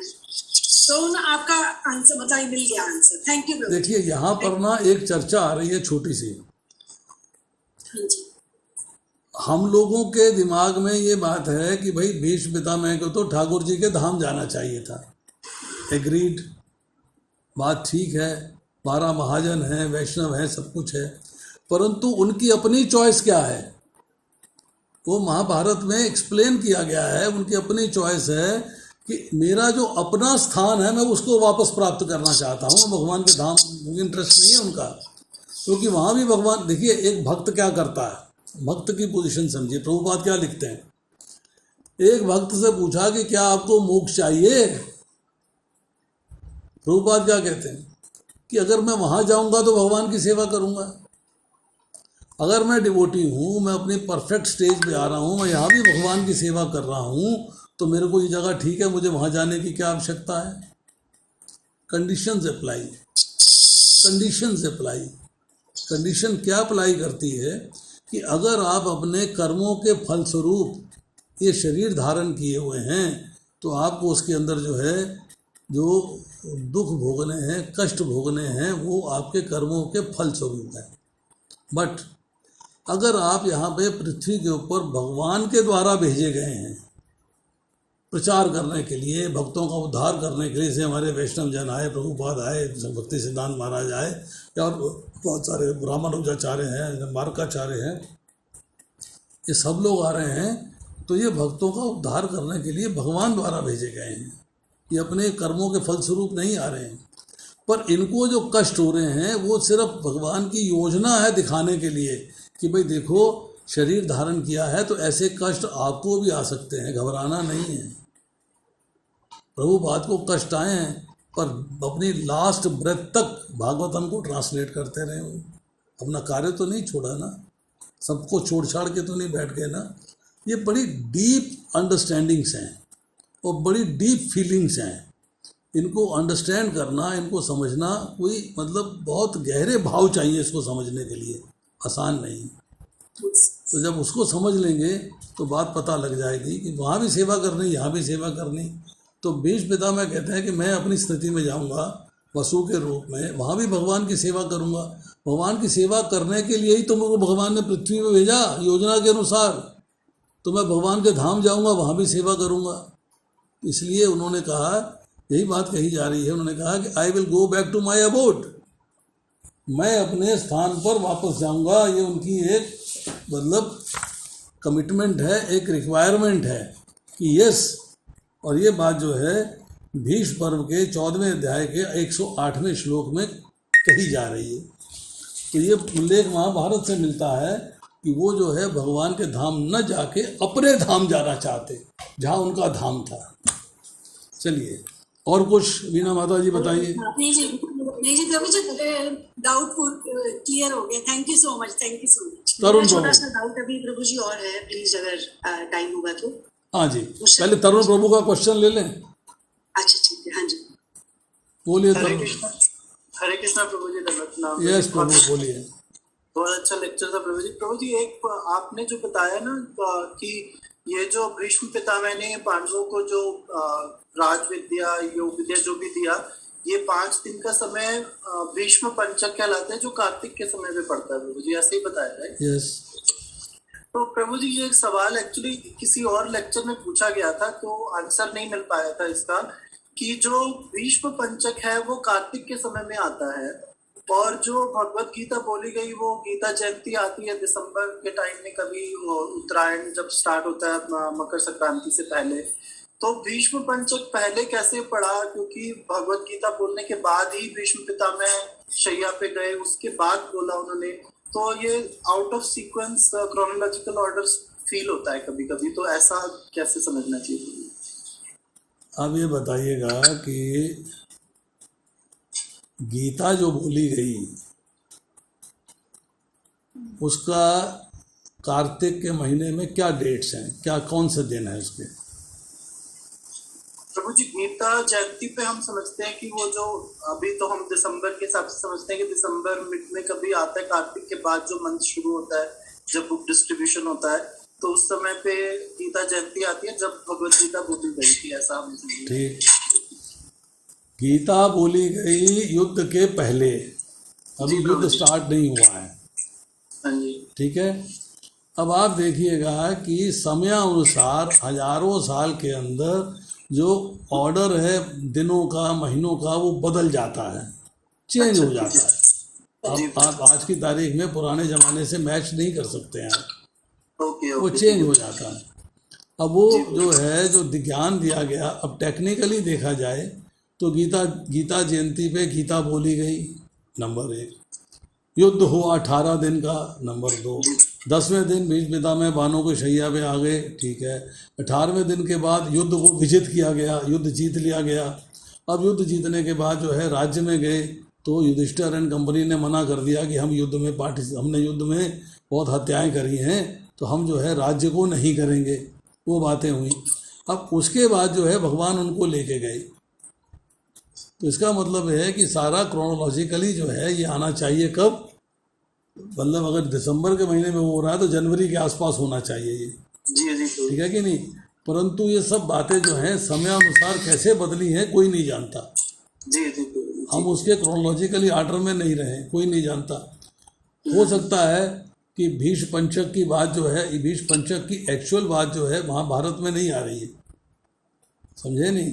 ये बाद में वैष्णवों ने डिसाइड किया, गुरुओं ने डिसाइड किया, संतों ने डिसाइड किया, उन्होंने कार्तिक के महीने में लास्ट 5 दिन भीष्म पंचक के बना दिए। अच्छा जी, समझे नहीं? हो सकता है ज्ञान बाद में मिला हो, उसका रेफरेंस यहाँ दिया गया हो कि आपने दिया था ज्ञान। मतलब ये क्रोनोलॉजिकल ऑर्डर में अगर लेंगे तो हम उसको एक्सप्लेन नहीं कर पाएंगे। जी जी सर। उसको एक्सप्लेन नहीं कर पाएंगे, उसका आंसर नहीं ढूंढ पाएंगे, एक्सप्लेन नहीं कर पाएंगे। परंतु ऐसी बातें हमें शास्त्रों में मिलती हैं, संतों की वाणी में मिलती हैं, वैष्णवों की वाणी से मिलती हैं, हम उसे एक्सेप्ट कर लेते हैं। ठीक है भाई, ऐसा हुआ होगा, ऐसा हुआ होगा। हम तो उस वक्त उपस्थित थे नहीं, और हम अगर थे भी तो हमें याद नहीं, हम प्रेजेंट भी थे तो हमें याद नहीं। तो ऐसी बहुत सारी बातें हैं हमें जो कई बार जो है डिस्ट्रैक्ट करती हैं, डिस्टर्ब करती हैं। जैसे अभी भीष्म पितामह की कथा थी, इसी के अंदर बहुत सारी बातें आपको नहीं पता लगी होंगी। जो पहले आपको नहीं ज्ञान होगा इनका, क्योंकि महाभारत पढ़ेंगे तो उसका ज्ञान प्राप्त होगा। तो इस तरह जो है बहुत सारी बातें हैं जिनको हम अगर उसका ऑर्डर डिसाइड करेंगे, क्रोनोलॉजिकल ऑर्डर डिसाइड करेंगे तो बड़ा मुश्किल है। महाभारत का जो वॉल्यूम है जिसके अंदर सारा ज्ञान दिया गया है उसको पढ़ेंगे तो पता लगेगा वो डेट्स बाद की हैं। भीष्म पंचक की स्टोरी सुनेंगे तो डेट्स पहले की हैं। तो एक कन्फ्यूजन है। अब ये 5000 साल के अंदर समय कैसे बदल गया है, डेट्स कैसे बदल गई हैं, इसका हमें ज्ञान नहीं है। We have no knowledge of that. और कुछ योगिता माता जी आपका सवाल था, पूछिए। हाँ प्रभु जी, बस उसी के कंटिन्यूएशन में एक डाउट फिर से आ गया माइंड में, तो आपसे मैंने कहा क्लैरिफाई करते हैं। वो ये था कि भगवत गीता में तो भगवान ने कहा कि दक्षिणायन में जाएगा तो वो वापस आएगा, उत्तरायण में प्रकाश में जब कोई शरीर छोड़ेगा तो वो वापस नहीं आएगा। पर उसके अगले श्लोक में उन्होंने ये भी बोला कि भक्त इसकी चिंता नहीं करते कि वो दक्षिणायन में छोड़ रहे हैं या उत्तरायण में छोड़ रहे हैं। तो वहां पर क्या भगवान अपने धाम का रेफरेंस दे रहे हैं, इसलिए ये डिफरेंस हम समझ सकते हैं भीष्मदेव जी का? देखिए, ऐसा है कि भगवान ने कहा भक्त चिंता नहीं करते हैं, पर सवाल ये है कि भक्त को नहीं मालूम है कि उसे कहाँ, उसको मन में प्लान है कि मैं ठाकुर जी के धाम जाना चाहता हूँ। तो इसलिए जो है भगवान ने कहा कि तुम्हें चिंता करने की आवश्यकता नहीं है कि तुम मेरे धाम में आओगे, you don't have to worry for that. ये भगवान ने कह दिया उनसे कि तुम मेरे धाम आओगे, तुम्हें उसकी चिंता करने की आवश्यकता नहीं है। ये बात एक्सेप्टेबल है, परंतु यहाँ पर चर्चा जो है वो भगवान के धाम जाने की नहीं हो रही है। हाँ जी, वो तो भीष्म पितामह की जो चिंता है वो भगवान के धाम जाने की नहीं है। भीष्म पितामह की वरी क्या है कि मैं अपना यहाँ पे जो है समय समाप्त करके I have to go back to my place. मुझे अपने स्थान पे जाना है, मुझे धाम नहीं जाना है। ही इज़ नॉट वांटिंग कि मुक्ति का रास्ता मुझे मिले, कि मैं मुक्ति के रास्ते में प्राप्त कर लूँ। देखिए, जो बृहदारण्यक उपनिषद है उसके अंदर चैप्टर 6 ब्राह्मण 2 15वां श्लोक है, और छांदोग्य उपनिषद के अंदर अध्याय संख्या 5 खंड संख्या 10 और श्लोक संख्या 1 और 2 है।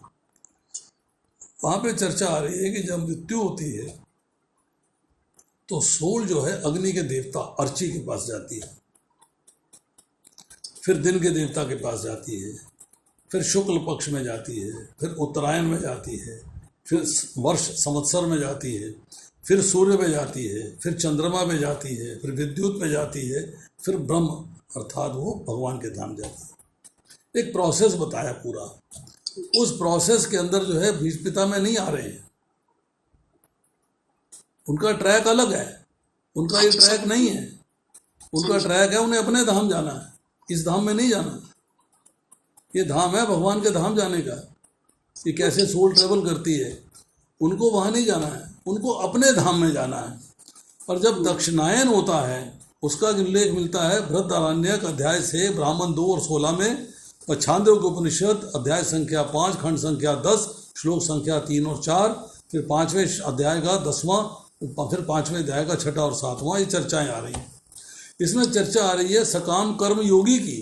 जो सकाम कर्म योगी है वो जो है उसको कहाँ जाना है, अंधकार अर्थात धूम के रास्ते पे, फिर रात्रि के देवता के पास, फिर कृष्ण पक्ष के देवता के पास, फिर दक्षिणायन के देवता के पास, फिर पितृलोक के देवता के पास, फिर आकाश के देवता के पास, फिर चंद्रलोक के देवता के पास। यहाँ चंद्रलोक की चर्चा आ रही है कि जो सूर्य लोक से ऊपर है। फिर उसे जो है अन्न बनना है, अन्न को देवगण भक्षण कर जाते हैं। उसके बाद वो जो है स्वर्ग आदि सुखों को भोगते हैं, चंद्रलोक के पास है वो स्वर्ग। उसके बाद जो है भोगने के बाद जब कर्म क्षीण हो जाते हैं तब आकाश में, फिर वायु में, फिर मेघ बादल में, फिर वृष्टि में, फिर अन्न वनस्पति में, फिर वीर्य में, फिर स्त्री में संचित होता है, फिर अल्टीमेटली कर्मानुसार योनि मिलती है। तो ये दक्षिणायन का रास्ता है। तो उन्हें इन दोनों से परे हैं, but he wants to follow the purest path, कि मैं दक्षिणायन में नहीं जाना चाहता हूँ, मैं उत्तरायण में जाना चाहता हूँ। I want to follow the path of light. तो उनको जाना है अपने धाम, उनको इन दोनों ट्रैक में से किसी में नहीं रहना है।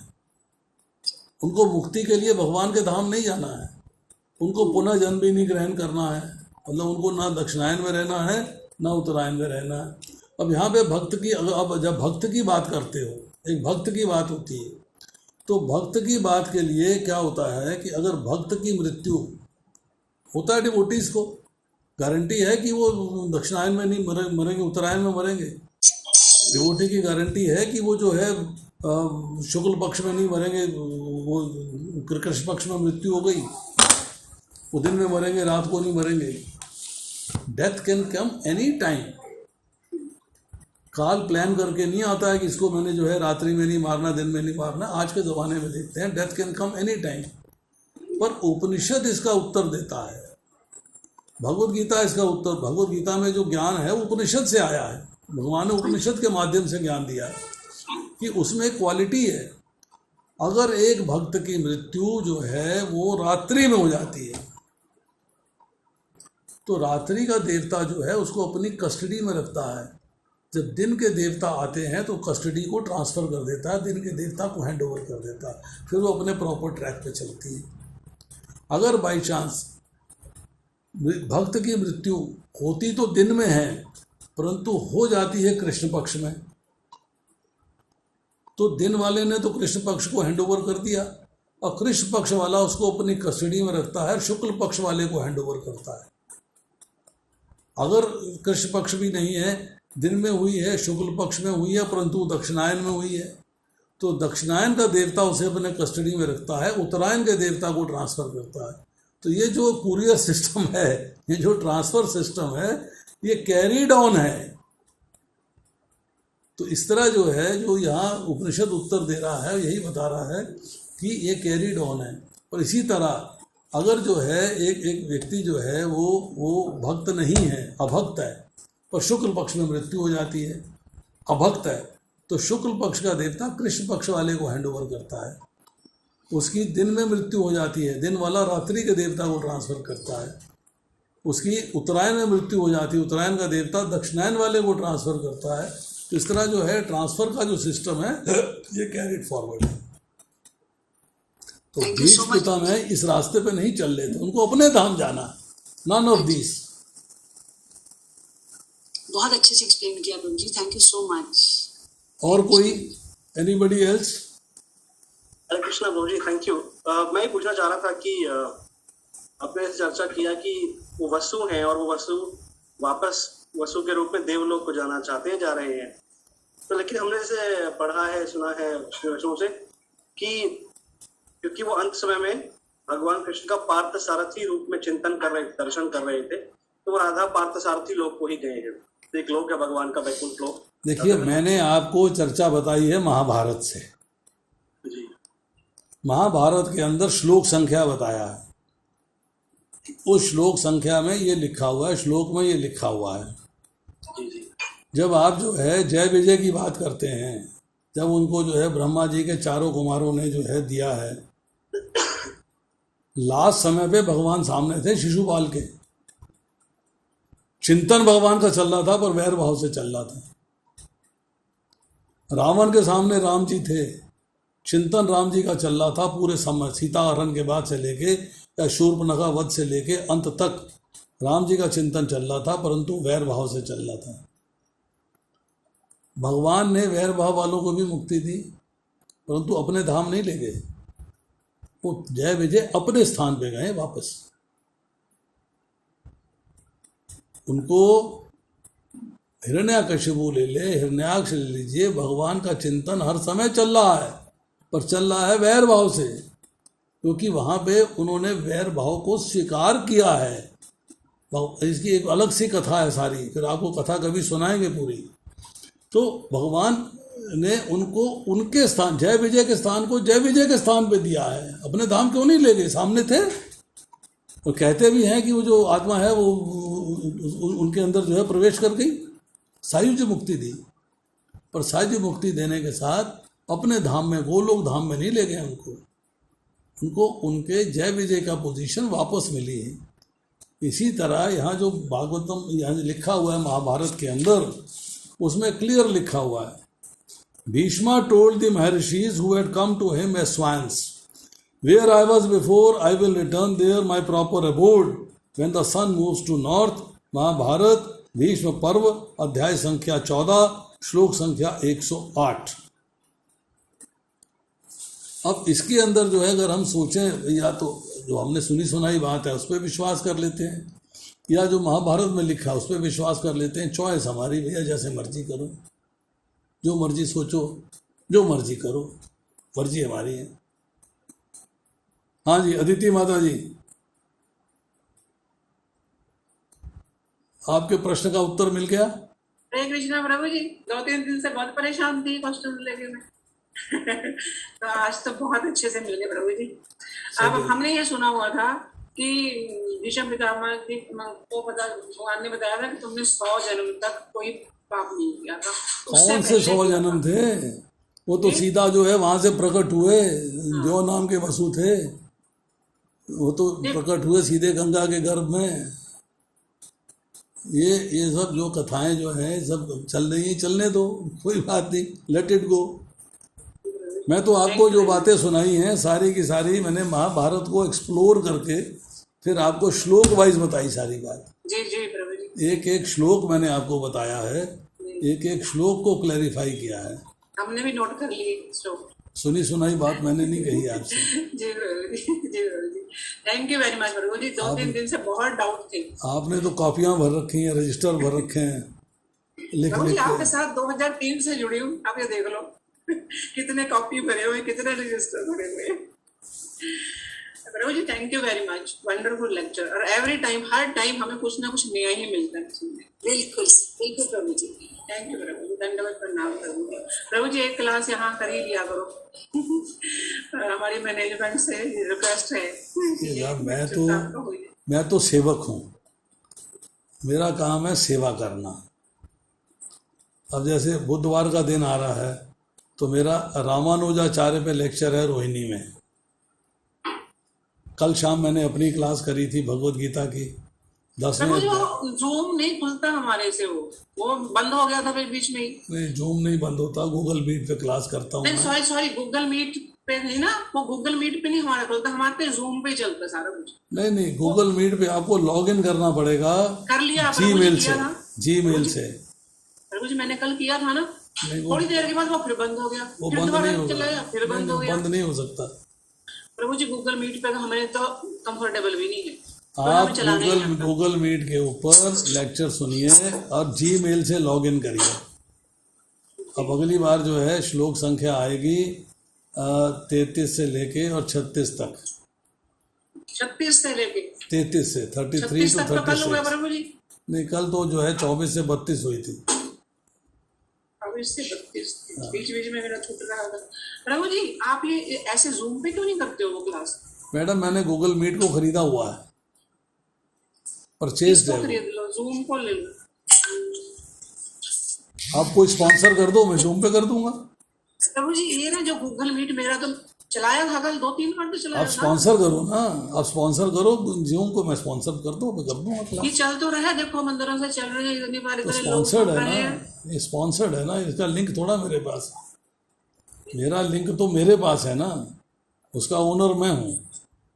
मैं अपने जूम के लिंक का ओनर बन जाऊंगा तो मैं जूम पे कर दिया करूंगा। सीधी सी बात है। गूगल मीट नहीं, हमें तो खुलता ही नहीं है, खुल जाता तो बंद हो जाता है। ऐसा बंद नहीं होता।